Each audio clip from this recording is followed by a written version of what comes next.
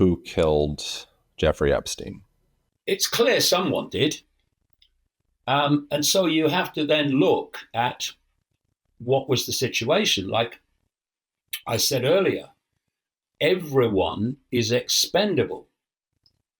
And, there are some who believe he's still alive and it was all a scam and he's, somewhere else and maybe had a face change. I don't know. I wouldn't rule anything out with these people. But on the face of it, he was. When you say these people with as much specificity as possible, who are these people?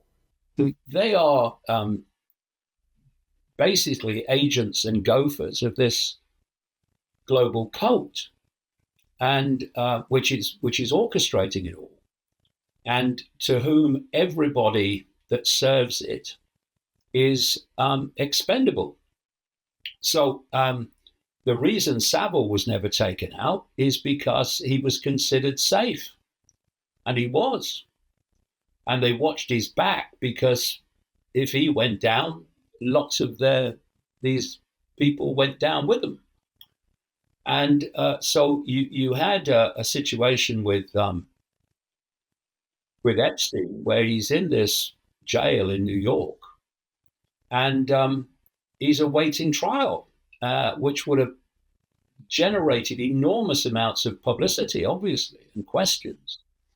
And then suddenly he's not alive anymore. So it was pretty obvious that he was taken out.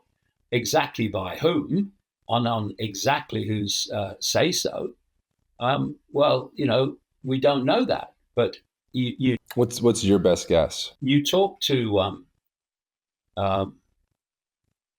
or you listen to people who've been in those cells, who say it was impossible to commit suicide in those cells, and you had the two guys who fell asleep and all that stuff. So they revealed the footage of from the prison of his door or whatever, and there's bits missing, and none of it makes sense because none of it is true.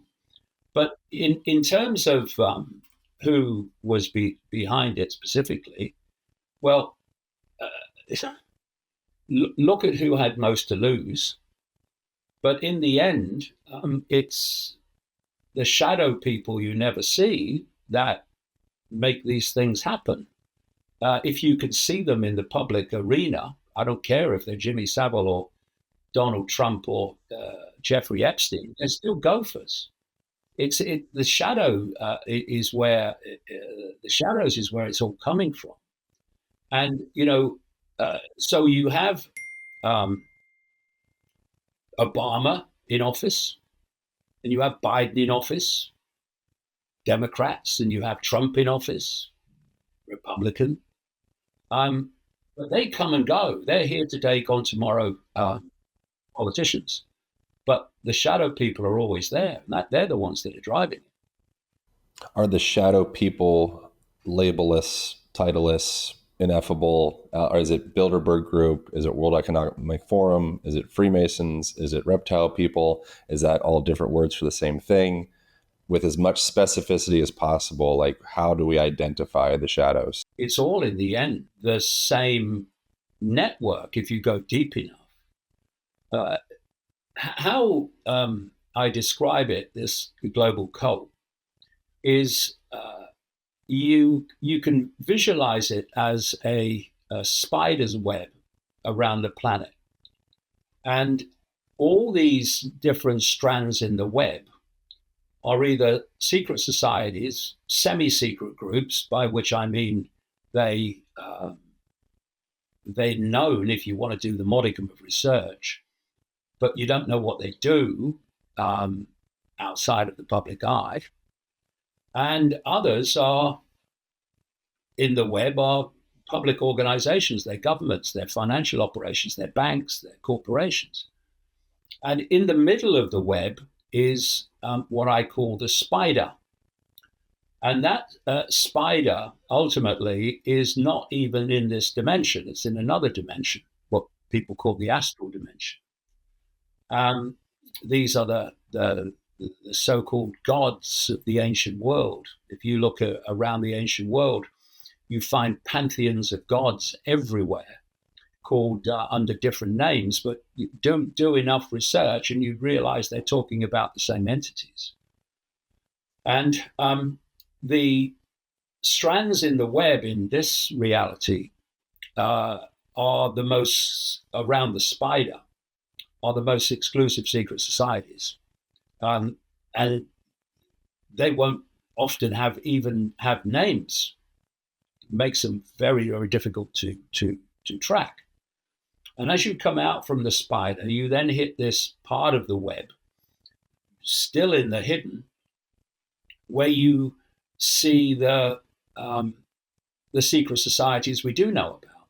That's where you get the Freemasons. That's where you get the Knights Templar, the Knights of Malta, Opus Dei, the inner core of the Jesuit order, and so on. The Skull and Bones Society in America, outside Yale University, of which people like Father George Bush, President, and Boy George Bush, President, were initiates. And their job, the hidden part of the web, is to take this this agenda, which is coming from the spider, out into the wider world. And then you come to the point in the web that I call the cusp in the web. This is where the hidden part of the web meets the seen. And in that cusp, you have the World Economic Forum, formerly run by Klaus Schwab. You have the Bilderberg Group. You have the Council on Foreign Relations. You have the Trilateral Commission. You have the Club of Rome that was established in 1968 to use the environment and environmental concerns as a justification of the centralization of global power. That's where, and with other environmental groups, the whole global warming thing came from.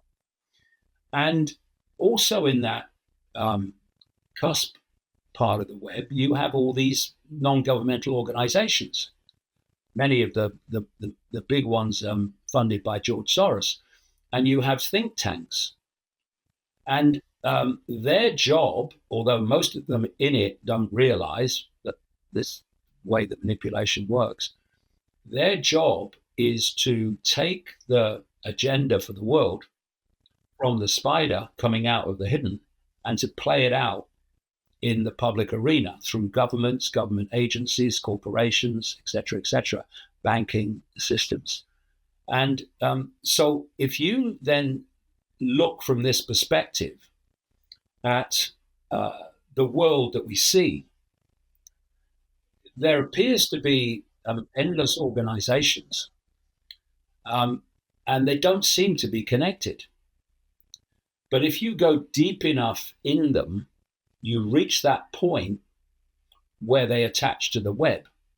And at that point, they are the same organization pursuing the same agenda. Thank you guys so much for watching. If you enjoyed that episode, you might also enjoy this episode over here, as well as this one over here. Thank you for subscribing. Appreciate you. I'll see you in the next video.